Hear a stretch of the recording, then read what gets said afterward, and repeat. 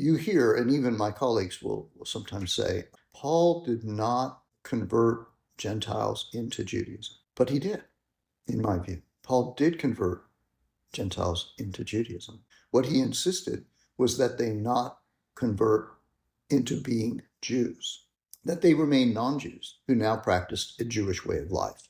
In other words, to put it back in cultural terms, they changed from the culture of what we might call pagan lifestyle, with other gods and cult, with certain kinds of behavior that was considered acceptable or even preferred, honorable, to a Jewish culture, because they're joining a Jewish movement. They're joining with Jewish people who believe something about a Messiah, but otherwise believe that Torah is God's guidance for Israel, and they have to change some interpretive points, especially about Gentiles, because of their convictions about what Jesus meant, the arrival of the end of the ages. Hello and welcome to It Means What It Means, the podcast in which a guy with some college and a day job has long-form conversations about biblical texts. Today's guest is Mark D Nanos, and I want to call out, before I go into any kind of summary or synopsis of our conversation, there were sound issues, and I was fortunate enough that Dr. Nanos had a voice memo recorded on his end. It also had my voice very quiet, very faint, and so I re-recorded my input in the conversation. But there are a few spots where the conversation is happening so quickly, or we're both speaking simultaneously, that I did not change. So there will come points where it sounds like I have a bucket on my head, and I apologize for that. That's on me. That was me making a decision and a determination that I felt was the best option. So it's, it won't be the best sound quality, but that is on me as the producer of this podcast. Now, that said, our conversation is Paul within Judaism, which is a very important topic, in my opinion, because I think a lot of Christian theology and biblical studies for a very long time maybe centered on the idea that Paul was doing something new and therefore rejecting something old, saying that the new thing was good and the old thing was bad. And that kind of folded in on itself and came to be a set of ideas that I think did a lot of damage to people's understanding of what Judaism is. And I would like the conversations in this podcast to disabuse people of the negative concepts of Judaism and the bad or poor understanding of Judaism that developed from that. I won't belabor the point here. I'll let the conversation speak for itself. If you have any feedback, if you just have something you want to say to me or guest suggestions, anything, you can reach out to me at itmeanswhatitmeans@gmail.com. I'm also available on Facebook, Instagram, Twitter, Blue Sky, Spoutable. I'm all over the place. So again, itmeanswhatitmeans@gmail.com or pretty much any social media site. Also, please, I'd love the support. For $5 a month, you can hear the episode that will be previewed at the end of this now. I'm trying to stay at least a week ahead of the current free releases over on Patreon for $5 a month, and I would love to cultivate support over there. So without further ado, here's my conversation with Mark D Nanos. Mark D Nanos, welcome to the podcast. Thank you. Glad to be here. Before we get going, will you tell us a little bit about yourself?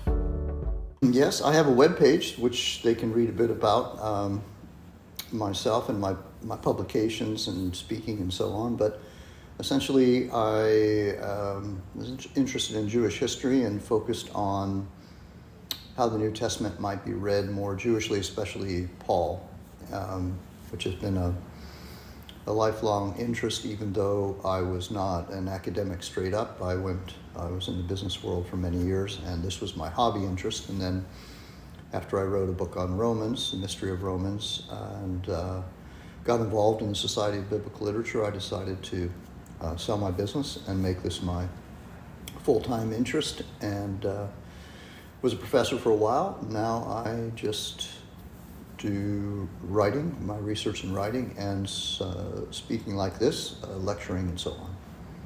I mean, that just at the end there is doing a lot of work, because in my opinion, you're not just doing a little bit of writing. It seems to me like it's pretty groundbreaking stuff. So we were talking before we started recording about The Mystery of Romans, which I read in 2005, I think about 10 or 11 years after it was published. So that 30-year-old book, which was pretty groundbreaking, and we're not really going to be going into that book in its entirety, unless that's something you want to do. What we'll be discussing today is a 2012 Paul and the Jewish Tradition, the ideology of the Shema, and 2019 Paul, Why Bother? A Jewish Perspective. Both of those, more of the 2019, you really get into the story of, in the 1970s, people started to notice that there was this other academic work going on at the time, that you started to notice that. Do you want to introduce the listeners to how your thought and some other thoughts you weren't aware of when you started to notice things? How did that all gel together? Sure. Yeah, it's sort of remarkable, actually. In the 1970s, I was in a Jewish studies program at a university, which was inside the history department, and I was completely unaware of E.P. Sanders, and for that matter, Krister Stendahl, who had been maybe a decade earlier, making some changes in Christian thinking about Paul. And I was unaware of those, but what I was aware of is thinking about Paul more in terms of the prophets and so on that we were, and other Second Temple Jewish literature we were reading in class and discussing, in which intra-group criticism or criticism of the leaders of Israel and so on was pretty normal. And no one really suspected that meant someone had left Judaism or was from outside and hated it and thought the law was bad. Nobody read Isaiah and thought that he actually didn't think you should sacrifice in the temple, even though he said that this was worthless and so on. And so in a class about those topics, I wrote a paper about Romans 11, and that is chapter 5 in the Mystery of Romans, but it was actually the first main introduction for me to the idea that perhaps the way Paul's been translated and interpreted is really missing a major, or has a major premise that is really mistaken. And so even though I didn't have the language yet of Paul's Judaism, which I worked towards over the next 20 or so years, and eventually Paul within Judaism, which I coined in around 2010 or so, I was already had a hunch, in that direction, and started to read the exegesis. About that same time, in 1977, 78 or so, is when E.P. Sanders' book came out that Christians paid attention to. I actually think I was aware of George Foot Moore, who had made some of those points, I think, back in the 20s or 30s, perhaps. But they didn't really take hold the way they did with Sanders over the next decade, from the late 70s when I was in school, until the late 80s, when I started to think about graduate school and became aware of Sanders' work and some of the other work by that time done, and Francis Watson, who sort of took it in a totally different direction that really surprised me and made me think, they've noticed something, but where they're taking it isn't where I think it maybe should go. I didn't know. I mean, I was a businessman, and this was a hobby interest by that point because I had not pursued graduate school directly. So then, as I had more time, as my business grew, I started to realize that to write about Romans 11, of course, you have to study Romans and Paul more generally, and I started to do that, and quite a few things were going on. And I had a they made it possible for me in one way, which I mentioned in the beginning of Mystery of Romans, to do, had this work been 10 years earlier, I probably might have gone to graduate school. The big obstacle for me, my professor, who was also a rabbi and from the East Coast, said, listen, if you're going to challenge all the Christians about their reading of Paul, and therefore all the Jews about their responses to the readings of Paul, and you're going to go to graduate school, you're not going to get a job because you're telling everybody else they're wrong. And that's really not the best way to start out a career in academia. And so you ought to maybe stick with business and do this as a side interest. The big obstacle for me was I thought I have to be a Talmudic scholar, which I had no background to do, in order to be a Paul scholar, which I also had no background to do. And that seemed like almost insurmountable, because everyone I told about trying to read Paul in a more Jewish way, immediately issues like faith versus works and works righteousness and legalism and all the whole culture of Pauline studies were immediately come to the fore and made it impossible for people to think, even begin to think about what I was saying.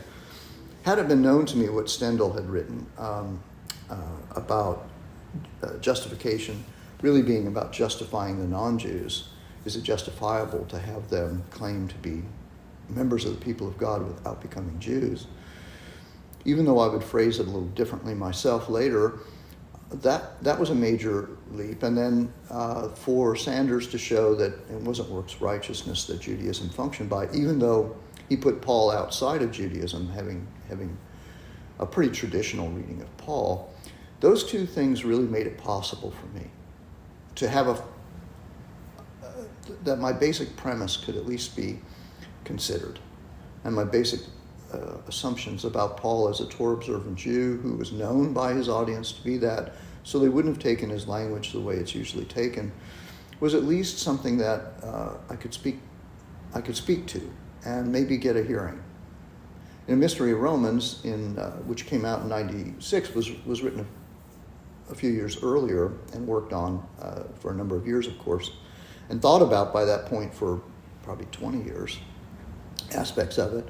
And one of the key aspects of it was not really in the discussion about Paul at that time. It is very much in the Pauline Judaism discussion. And that was a big theological discovery for me, which doesn't go back all the way to '77. But during the years reflecting, I realized that from Romans 3, especially studying it, that at the center of Paul's theology was an appeal to the Shema Israel. And this was like one of those aha moments that just began to drive my revisionist kind of way to approach Paul. And so that this paper, which we can turn to, you intend to turn to later, we can talk more about the detail. But that took me on a different path than the so-called new perspective on Paul, which started with Sanders and then continued in a way with Dunn and others. And in Mystery of Romans, that's chapter 4, explaining the Shema Israel and how I saw it throughout the letter of Romans, how I saw it central to Paul's way of reasoning and enculturating non-Jews into a Jewish concept, Jewish theology. So that was a big moment for me. And then we're beginning to speak and so on. After that, I found that I had resistance from new perspective angle, maybe more than I anticipated. And I came to the conclusion that it really hadn't changed in terms of Pauline research. It really hadn't changed that much. It had changed it from works righteousness, but it still had to find something wrong with Judaism. And therefore, Paul was not really doing Judaism. And I found Dunn and other major figures disclaiming Paul as caring really about Judaism or his Jewish identity. It just happened to be what he was, but it didn't really matter anymore. And so I was getting the resistance to my work was actually in a way stronger, even though there was some positive reception, certainly among some groups of people who were interested in a more Jewish approach to these topics were open. but many in the academy weren't. Now, that's changing, I think, some. I don't know. It's hard to say how much. There are other people doing similar things, and we're colleagues now.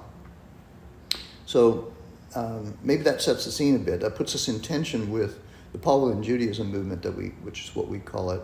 Some actually refuse to use that. They insist on radical new perspective because they want to keep it, I think, contained within the new perspective, which is contained within the old perspective. And it just changes a few details, but it doesn't change the basic ideological culture in which you approach Paul as a theologian with the basic traditional categories, and then you argue maybe something slightly different about it. Whereas what myself and other colleagues in Pauline Judaism are doing is saying we really need to reframe this. We need to come at it as a historical questions we don't know the answers to, and not force Paul into conversation with those answers and into being framed with those answers until we've investigated the text anew, retranslated, rethought about it, and then put those into conversation, of course, because you need to be in conversation with the discourse and concepts where they are. So there's been a lot of discovery for me as well about how this fits into conversations about Paul. And sometimes it doesn't fit very well because it starts somewhere else and it ends up somewhere else. And it really, something like salvation, for example, which is so central to Christian culture and thinking, well, it's thought about differently. It's still there in Jewish culture, but it's thought about very differently because the question isn't how to get into the family. You're born into the family, but it's how to stay in good standing in the family and how to live.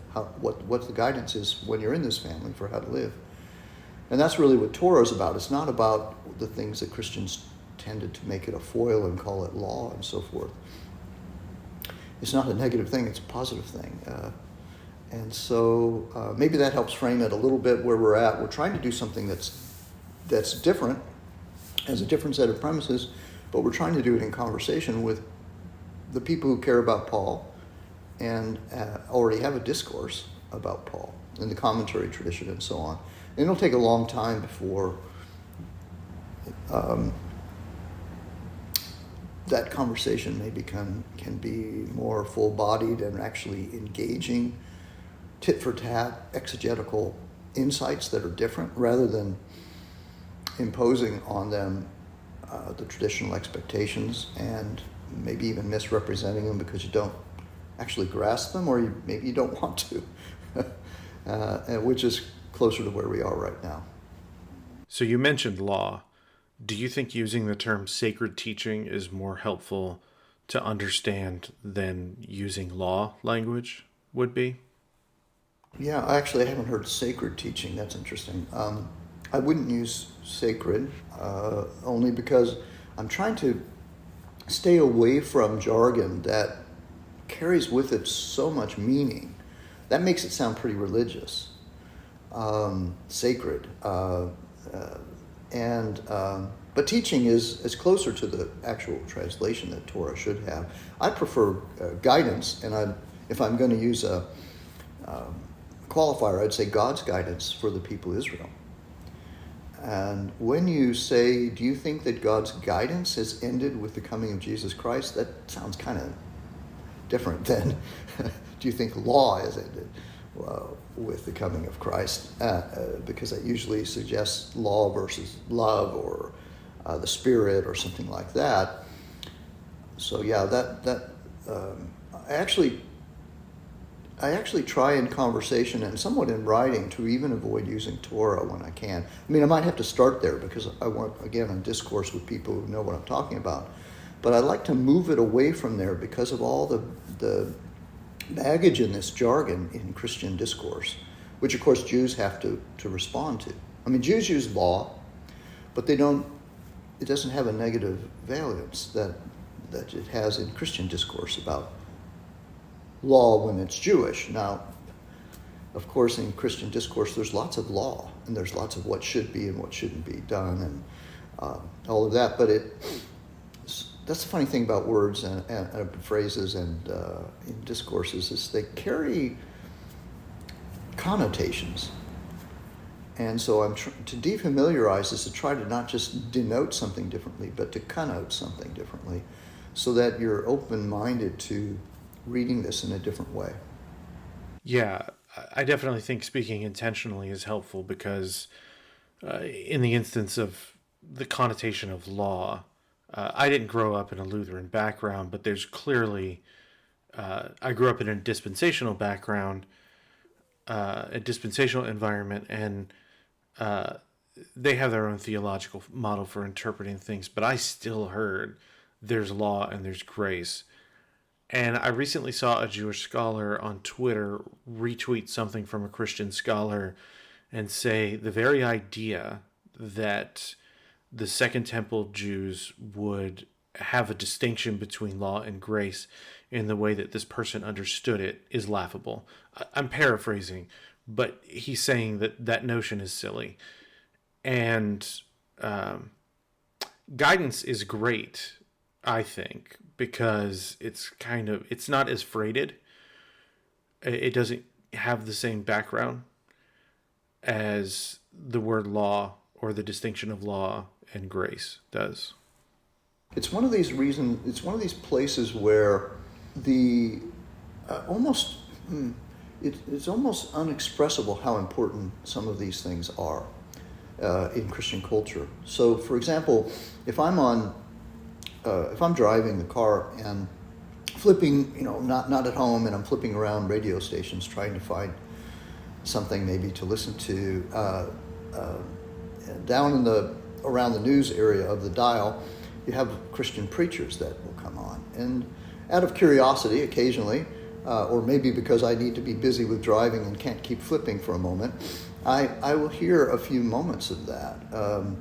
I must say I'm not sure I've ever listened to a whole, however long it lasts, but a few moments of that, it is incredible to me, the percentage of times, what the person's saying, if it's not about, I just don't mean to be offensive, but about getting their contributions, is about that it's just believing, not works. It's not striving. It's not human ability. We cannot please God. We're just sinners, and we have to accept that and God's grace and just believe. And I'm thinking to myself, what is the set of assumptions in this? What are the premises from this? Do you think people in the cars next to me are thinking all day long, gosh, I really want to win God's favor by doing good stuff? And that's my big sin. That's what I need to learn.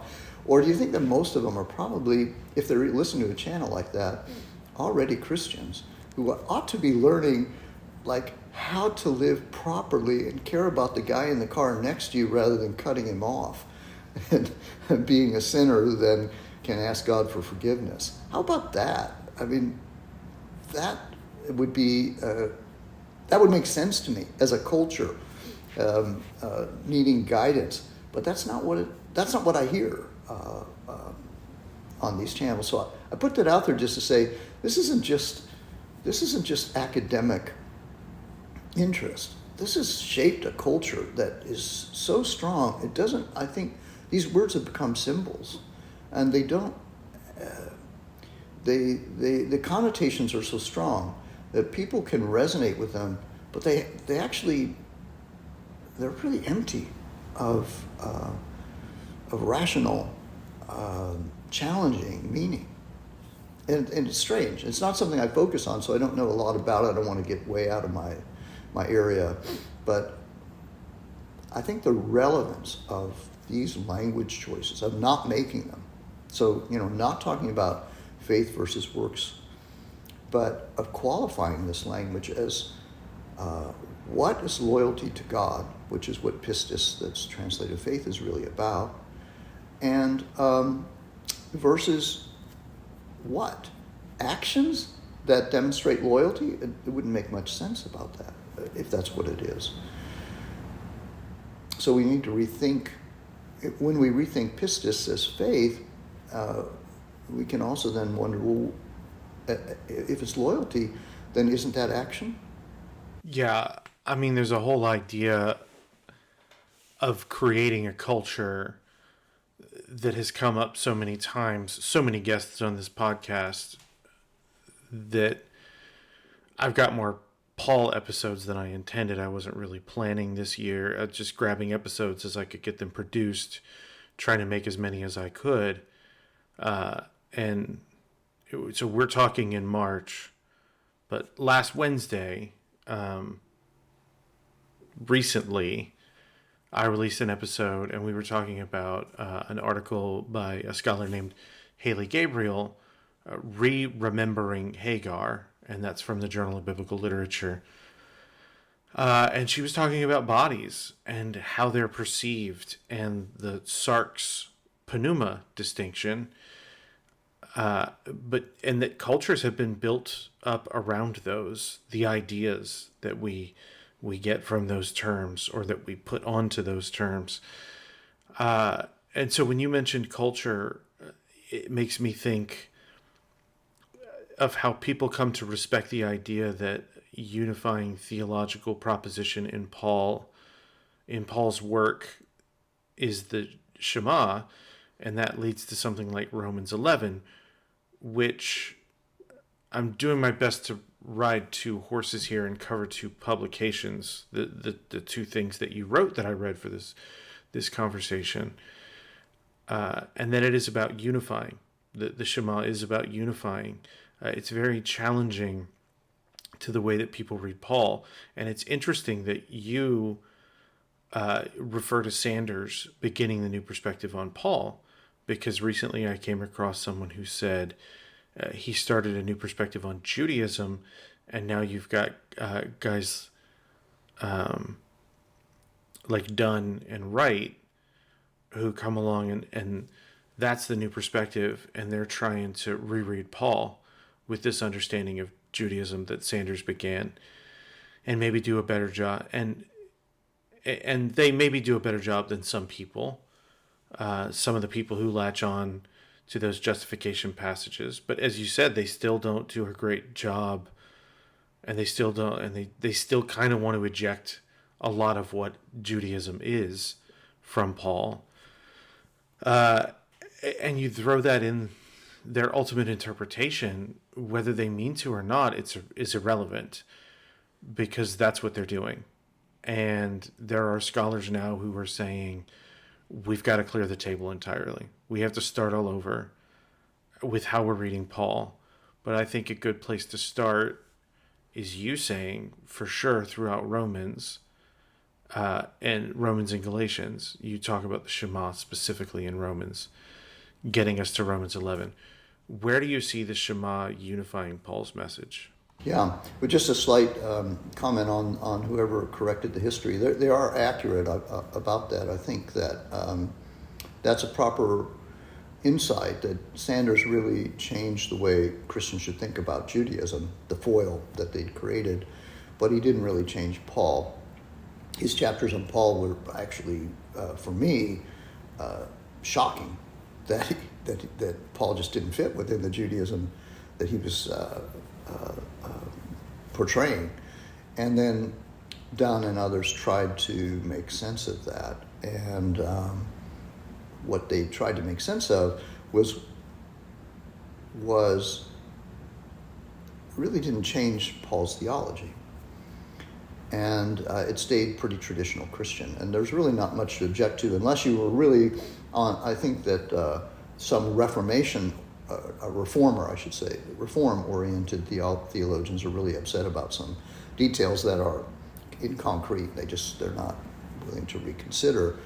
But they really don't shift that much. I think a person that believed what they believed before can be pretty comfortable, except for, as I say, some super Calvinists maybe.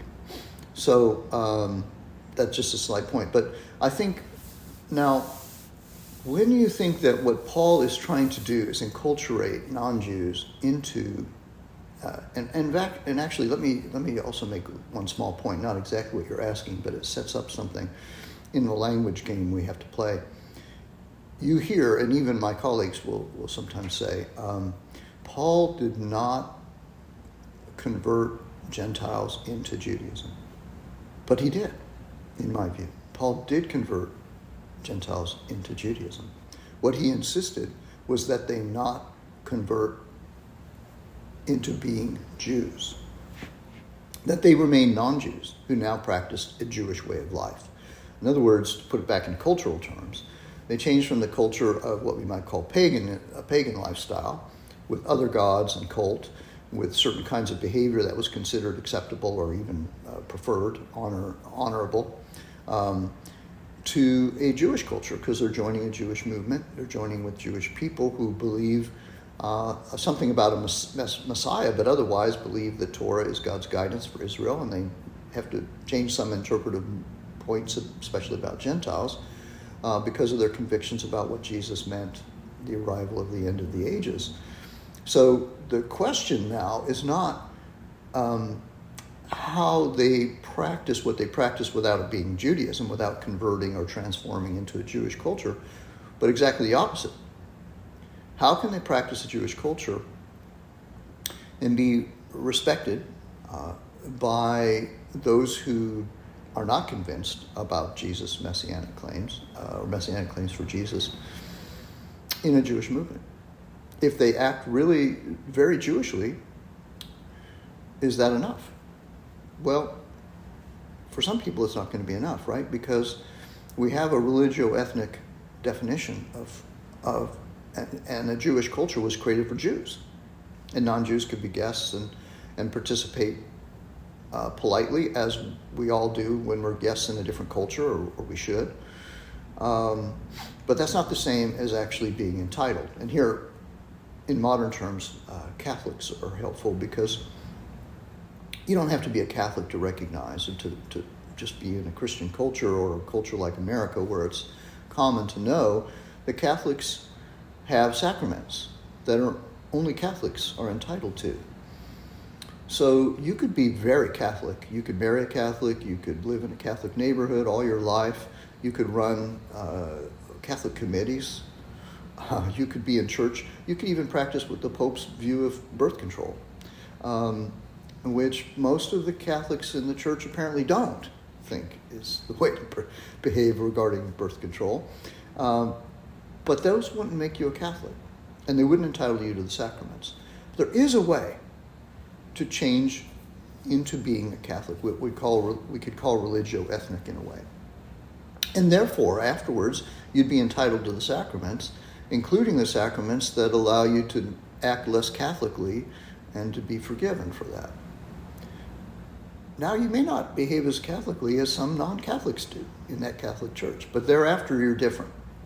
And this was really the issue. If you say that these non-Jews, through their convictions about Jesus as the Messiah and the Savior, who brings them back into a relationship, or not back, but into a relationship with the Creator God, the God that Israel worships, and they don't become Israelites or Jews, how does that work? Pretty complicated, pretty messy. And that's where all this is in a way bound up with the Shema Israel kind of theology. Of course, it's much more complicated than that, but the idea that there's only one God, and it just so happens to be ours, the Jewish God, or Israel's God, that you're now worshiping, and so you're being enculturated into the guidance for the people that worship Israel's God, but you're not becoming Israel. That's a pretty messy proposition. So you could say there are two gods, the God for the Jews, or God for Israel, and the God for the non-Jews, or the Gentiles, or the nations, other peoples. But that's not the conviction. The conviction, there's only one God, but there are different people who make up the one people that worship that God. And this, I think, was the big insight that Paul is the reason that non-Jews cannot become, and often you'll hear this phrase as if they should not become, or they don't have to become, but Paul in Galatians makes it pretty clear they cannot become, and in Romans 2 Romans also, they cannot become Israel or Jews. You have to ask why. Of course, the traditional answer was because it's inferior, it's passé, and so on. And the new perspective answer was, well, because that's kind of racist. But the perspective that some of us promote now is the reason is because if they became Jews, then what was the purpose of the Messianic disclosure? Because it already was possible for them to become proselyte Jews, and therefore members of Israel, and therefore sons of Abraham. So what's changed? What Paul sees is that in the awaited age, there'd be a uniting of all the peoples, not just all of Israel would worship this God, but all of the created peoples would worship this God. And that we have to demonstrate that. We, meaning Paul's groups, have to demonstrate this propositional claim that the end of the ages has come by Jew and non-Jew together worshiping the same God, different but without the normal discrimination of the present evil age, as he would call it in Galatians. And that proposition is fraught with problems because there is no empirical evidence that anything has changed. And he's trying to create the empirical evidence. That's why he appeals to the Spirit of God. If they would live according to the Spirit of God, they would live according to the age to come terms, and they would demonstrate this proposition the way that they interacted with each other. It'd be a culture of love, a culture under God's guidance, a culture where non-Jew and Jew worship different. They're different people, and therefore they have some different responsibilities to what faithfulness or loyalty looks like to that God. But they would not discriminate against each other on a hierarchical basis. So that's kind of a short thing. So when you get the Shema Israel, and then you read Romans this way, if you think about it this way, just you know, it's a hypothesis. You test it by the exegetical work through the letter and then other letters. And you get to Romans 11, finally getting to your point. When you get to Romans 11, then rather than expecting that what Paul is saying, that somehow Jews or Israelites better are branches that have been broken out of a tree, and they could be grafted back in if they got it right, like we Christian Gentiles do,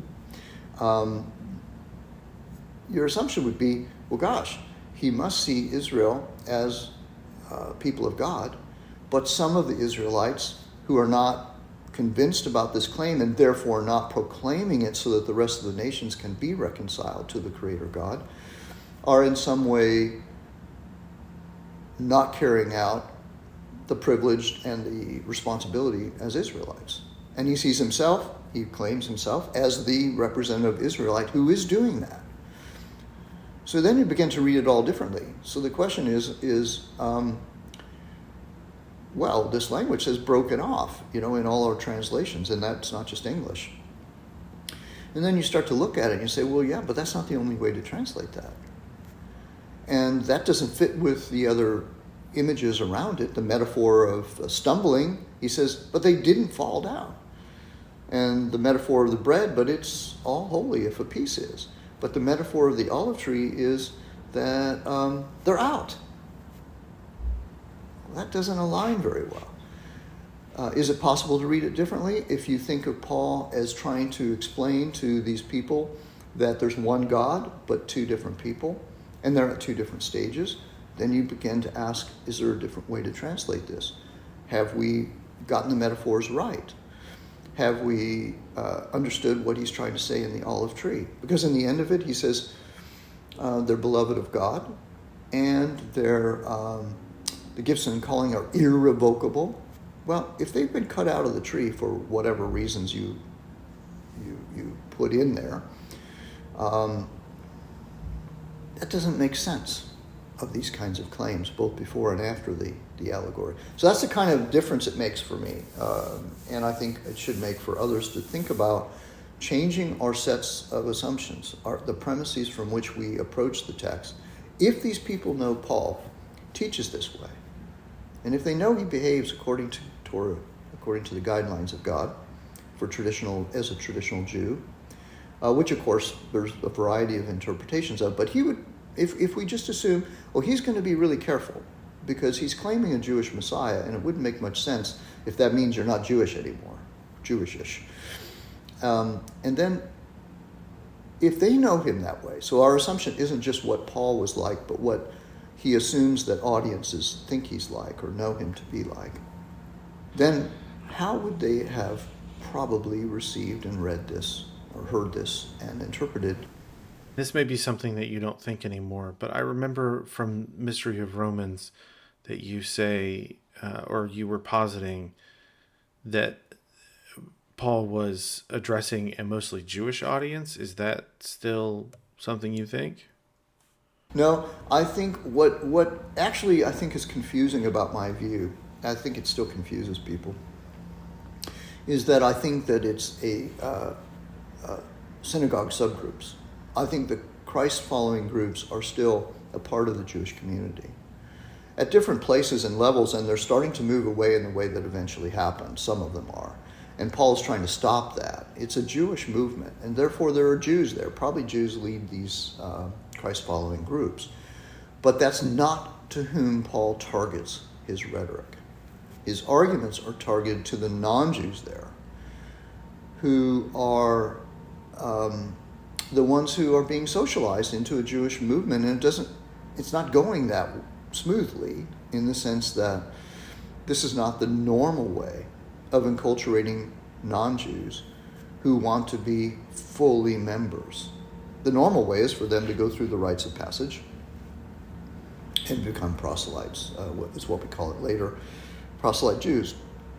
And if you prevent that, but you create an expectation that they're not to worship other gods, they don't belong to other gods, but to the God of Israel and to the people and culture of Israel, then you created, I want to say a monster, it's not the best word, you've created a situation that marginalizes them. So that's a distinction, if you follow me in rhetoric, between the target audience rhetorically, the rhetorical audience we might say, who Paul imagines that he's trying to instruct and inform and challenge, which are the non-Jews in these groups, and the actual historical audience, in which they may be the minority, the majority. It's hard to know. Just, if I say to a classroom with both males and females and older people and younger people, and I direct some comment to a certain segment, or maybe to the student that always comes in late, I direct a comment about how that coming late to class, really disrupts everyone's attention and delays the classroom, and it's disrespectful. I'm speaking to the person that comes in late, even though I'm speaking to 30 people, 29 of which don't. And, we can understand that when we're in an audience, because we know that we're not late. And in fact, the person creating that argument, or that rhetoric, if you will, may be actually indirectly instructing everybody. Don't take this example and begin to come in late. So so it becomes messy, and then people think, oh well, he must mean that Paul's writing to the Jews, or he must mean only Gentiles are present there if he's writing to the Gentiles, but that's not what I mean. I hope that kind of clarifies it. No, it did. And I've also learned I should be more careful referencing books that I haven't read in 19 years. Well, but it's an important point that you've allowed me to make here, because this has come up in reviews of the book, but I think mostly it comes up also with people who either haven't read it or haven't read it for a long time, and they're trying to create categories, and they'll group, they need to group things into places. I mean, there are scholars who say this about my view, and I think they can't quite, the categories that have existed don't really include the idea that these are Jewish groups with Jewish people in them. But I'm insisting at the same time that it's not the Jews he's directly referencing. And in fact, in the case of Romans 11, I've argued in an essay that followed up Mystery of Romans that was in Catholic Biblical Quarterly in '99, that it takes Jews to make sense of Romans 11. It takes contact with Jews. If this is a pagan movement now, so to speak, a Christian movement that's left Judaism and there's no Jews in it to speak of, then why be concerned about how Jews would be reacting to Christian claims? How would they even know what they are? How would they even know how they're acting towards them in Romans 11 or Romans 14 or 15? Why would they care? It's not Jewish. It's something else, and it's a breakaway movement they probably already disrespect. And that doesn't make sense of Paul's expectation that somehow if these non-Jews should not be arrogant, that they should be humble and they should be respectful of Jews who do not agree with them about Jesus. How does that make sense if they're not with Jews who do not believe in Jesus? But if they're a subgroup, and I'm sorry to belabor this, but I think it's actually such a critical point. If you imagine I don't know the charismatic movement in, say, an Episcopal church today, but I had friends in the 70s who were in that situation. And so the charismatic segment of the mainline church, Episcopal, Catholic, I think, had it as well, and so on, was a subgroup. But on Sunday, they met with the whole body. And other people in that group might not know much about them. They didn't go to their meetings, and they might have heard rumors, and they might be offended by some things that they think, and they might try to socialize them into the larger Episcopalian point of view, that this is weird, and you need to understand that it's not normative for Episcopalians. If you look at it that way, then you can understand what I'm trying to say. These are Jewish subgroups, 5, 10 people, 20 people, however many there are. Let's say there's 20 of them. That might make a few hundred people. In Rome, where there might have been tens of thousands of Jews who met in various homes and public spaces and so on, this would be like a little weird movement. Most people wouldn't know much about it. But when they came into contact with these non-Jews and the Jews who were shepherding them and teaching them this weird idea that they were full members of the people of God without becoming members of Israel, there would have been a reaction. And you might resent that reaction if you've really been enculturated in let's say you've only gone to the charismatic group for 5 years. And then you started to go to church. Well, you might be like, who the hell do you think you are in your reaction to them? Which is what you sort of sense that Paul's trying to stop in Romans. Whereas in Galatia, you might have started going right away and you might have been saying, oh, gosh, I must have misunderstood our teacher of this charismatic group, because obviously that's not what anybody else thinks. And so you want to conform to the norms that would avoid the marginalization of being a weirdo. I mean, I'm not trying to trivialize it, but just I am trivializing it, to try to make the But you're just not point. trying, yeah. It's just coming naturally. It's just coming, yeah. I'm just trying to make the point that if we think about what Paul's trying to do in these letters in these terms, it's more complicated, and those who like Occam's razor will resist. But I think it was complicated in this very way, and that helps make sense of what his letters strain at some of these points. So how central is the Shema to Paul's corpus? Is it just Romans and Galatians, or does it run through the entire corpus? Yeah, that's a good question. Well, I don't think it's always articulated, but I think it's central to Paul in answering this Jew-Gentile question. So the Jew-Gentile question is front and center in Romans, and it's front and center in Galatians. I don't think it's even a primary concern in Philippians. It's hard to know in Corinthians how much it's a concern. I think it does come up some as an example that he talks about, but I think for the most part in those communities, that is not the thing that he wrote the letter to respond to. In Corinthians, in chapter 8, he does mention the Shema pretty explicitly and works his argument around it. But he works around it in a very different way. And obviously, you can work around any claim like this, any interpretation like this, for a different context, a different question. You would use it differently. But in a way, similarly, that is to say, the fact is that we're convinced of one, in Corinthians, that we're convinced of one God. Interestingly enough, doesn't mean there aren't any other gods. It just means that we're not beholden to them. Kind of like when we get married, we're not saying there aren't any other attractive men or women out there. We're saying that this is the only one for us. We belong to this one. And that's what part of the Shema Israel is. We belong. Listen, Israel, we this is our God. And he's the only one. He's the only one for everyone should worship. And someday, in the end of the ages, everyone will worship.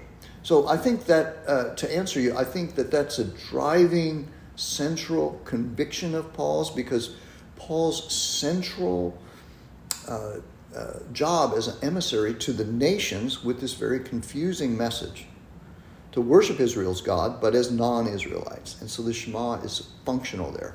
But in some of the letters, that's not the particular problem that he's trying to address. And so we might see him revert to it in 1 Corinthians 8, even though it's not about a Jew-Gentile question. It's about in my view, it's an inter-pagan question, where the reasoning of a pagan might be, well, I no longer worship these other gods, so it doesn't really matter if I don't think the food is sacred. Why can't I eat it? Because if I don't eat it, I can't function in the culture, the primary culture that I live in, very well. And Paul, as a Jewish guy, goes, oh, good, these non-Jews, they're so weird. Who would think that because you don't worship other gods, therefore you could eat this food? Because those people think it's sacred food. So we don't eat it, because it would give the wrong impression that you can just add our God to your gods as in the pantheon. And that's not the impression we want to give, because that's not the way we see the world. So here we have the Shema functioning in a very different way than it was functioning in Romans, but it's still functioning in a similar way. I hope that makes some sense. It does. And so in there you brought up something that I kind of catch my sweater on, or that my sweater kind of catches on. When I was at SBL in November 2023, I only got to see this once, but I was surprised I got to see it at all. Two scholars disagreed in the same session. They disagreed with one another on something, and that disagreement, it didn't turn into a fight, but it kept going into the hallway after the session was over. And so I followed these guys. I wasn't the only one. There were other people who were, kind of orbiting around this argument. And so I followed these guys, and the central argument there was the question of monotheism. And one of the scholars was saying, now this is like Paul, like he believes in one God, but he's not saying that's the only God there is, actually. The acknowledgement of this other person saying, no, the Bible is univocal in its monotheism. Do we see evidence in Paul of him obviously respecting or worshiping other gods, or not necessarily worshiping other gods, but at least acknowledging the existence of other gods, even if they are inferior to Israel's God? Absolutely. I mean, we're talking about 1 Corinthians 8. He says that. He's, even though there are other gods and lords. I just wanted somebody who knows to say it. Look, I'm just a guy with some college and a day job. I wanted the expert to be the one to say it. No, that's, I think later Christianity and Judaism and Islam argued this way. But I don't think that that's the way ancient Israelites were. And actually, I mean, we think about the Hebrew Bible stories and teaching. The temptation that they're saying you cannot indulge is the temptation to accommodate or have cult to other gods. If you're infertile, there's a God that helps fertility. Why wouldn't you want to add that? And in Israelite culture, those whose language has remained with us, those whose text we have, we're saying, no, you can't do that. but they weren't denying. I mean, their rhetoric denies the power to those other gods that our God has, and denies that it's right for us to incorporate them in order to be fertile, for example. But that the premise there is that there are other gods, there are other options, they're just not for us.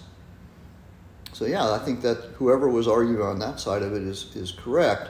Now, it is true that later Christianity, and of course it's somewhat ironic with the Trinity, focused on the one God, and so too did Judaism, and so too did Islam. I'm not expert enough to know how, over the years, those kinds of texts and arguments, what the diverse opinions were on those. I've never really studied that. But when we talk about the biblical period and trying to understand Paul, I think whoever was on that side that he recognizes. I mean, if all the other, in Philippians 3, if all the others are, and 1 Corinthians are, if all the others are going to bow down, or this is the one that's going to be the Lord over all, well, there has to be others. That's a fair point. We're coming close to our time. There are other questions I wanted to ask, but I do want to get recommendations and things like that for the listeners. So far as what are some helpful resources, and obviously your website is going to be one of them. You can still definitely plug your website as much as you want, but for Second Temple Judaism or Paul, or for New Testament in general, where would you send people?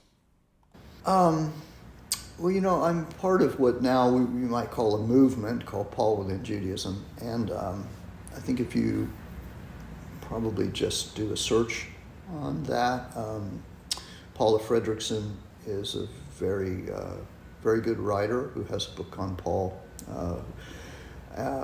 and a book on early Christianity that have come out in just the recent years. They have great bibliography. Second Temple Judaism is such a big topic. You have a lot of works on that aren't about Paul at all, or maybe they're a chapter in there or so on.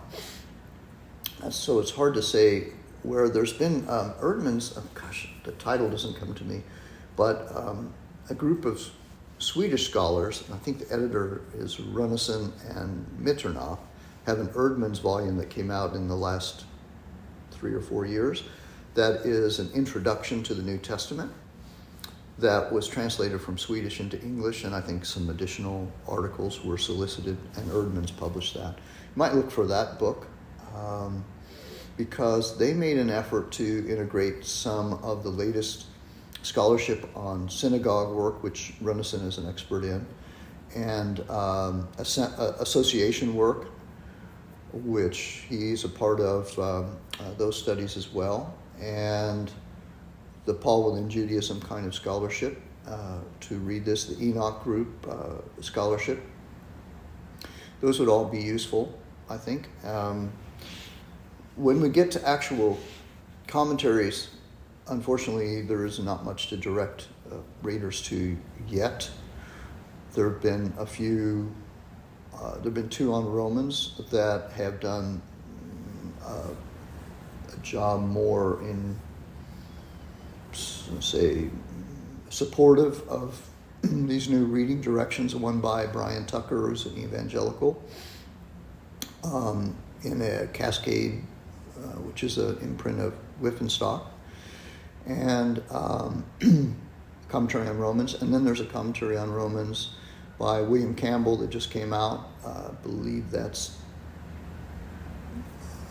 with the TNT Clark series that just came out last year, I think, or the year before, that wrestles with these things in new ways. But Second Temple Judaism is such a big topic to try to give you titles. I think you have to get away from approaching those through a New Testament lens if you really want to begin to read Second Temple Jewish literature and think about it. There are many excellent books. I'm actually not at home where I can look at my library and just start to rattle off some titles for you. That's fair. If you need to email me later, that's Yeah, I that's could not do. a problem. Yeah, I could I do know that. so I know that the people who, when you presented your paper at the Paul Within Judaism section, before you it was Matt Thiessen, Yeah. Kathy Ahrensberger, Correct. who's Campbell's wife, Mm-hmm.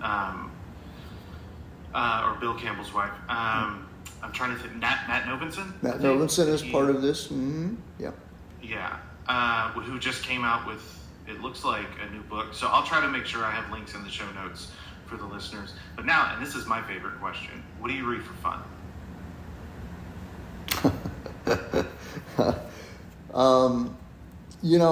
I don't get to read for fun very much. It's strange, strange to say. I do like some kind of fiction. Catch-22 was always my favorite book. I like irony. But I mostly read things that are related to my research areas because there's always some work that I need to do, and I like to do things besides reading, and I need to do some things in my life besides reading. So when it gets to reading, it tends to be on topic. I see there's a new series of Shogun, which I haven't watched yet, on TV, and I remember that book from some decades ago as a really excellent book I really enjoyed. Well, what do you do to unwind then? Well, I'm a golfer, Okay. and most of my adult life I run, and I'm a cyclist. But I have family. I have grandkids and a wife, and so there's all sorts of just normal processes of life that I'm involved in. And as we're getting older, those processes seem to take up more and more time. Yeah, I get that. I mean, I'm not even at the grandparents stage, but as the kids in my house get older, things do just kind of take on more time, and they certainly require a lot more proactive thinking. Of the two papers that we discussed today, was there anything you were hoping I would ask about that I didn't ask about? Well, no, I'm sure that we didn't talk about those papers as directly because we talked about sort of big topics that, focus on why I'm interested in Paul and why I think he's a different character than he's been usually understood to be. So I think that this is a helpful introduction to what makes me tick. Okay. Well, I will go back and reread The Mystery of Romans as soon as I can, so that I don't make that same mistake again, because I really did enjoy that book all those years ago. May I recommend? I recommend, if you haven't read already. I have 3 volumes out of 4 of collected essays, and if you read, then read. If you reread Reading Romans Within Judaism, you'll not only get the argument for the audience that we were just talking about, sort of reiterated after some years, also to clarify where it's been misunderstood, with a number of additional essays since Mystery of Romans, especially around Romans 9 and 11, and some other topics too, Romans 2, that might be worth your time to go that direction before you go back through all of Mystery of Romans, which is much longer. And in some places I've changed my views. So after you reading Romans Within Judaism, you go back and read Mystery of Romans, you can actually see me arguing with myself as my own testing of the hypotheses gets further down the road. Well, unless you have anything else for us, I'm really grateful for you being here, Mark D Nanos. Thank you. Thank you for having me. And anyone is welcome to try to interact with me through my website. There's a contact link that will email. Okay. Take care. Thank you. Thank you so much for listening. Before we go, I will remind you again, any feedback or thoughts, any gripes, complaints, or compliments, reach out to me at itmeanswhatitmeans@gmail.com.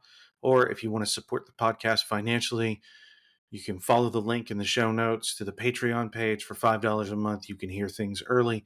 You can hear every past episode, because eventually I am probably going to start pulling older episodes and putting them behind a paywall. My plan is to get better at editing and to re-release better versions of the older ones. But always and forever, those things are going to be over there on Patreon for $5 a month.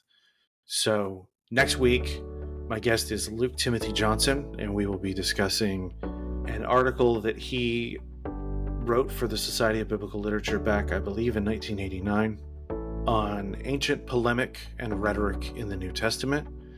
And here's a quick preview of that. So, how does Epictetus, for example, a Stoic philosopher, talk about the Epicureans? Well, he calls them blind, immoral, bad guides. They lead people astray. They're guilty of virtually every vice: the love of money, the love of pleasure, the love of vainglory, of vanity. They do things to impress people, but they are, watch this, hypocrites. So the classic way of characterizing opponents is they are either hypocrites, that is, they profess virtue but practice vice, right? Look at Matthew 23, right? They sit on the seat of Moses, and you should do what they teach you, but don't follow their example, right?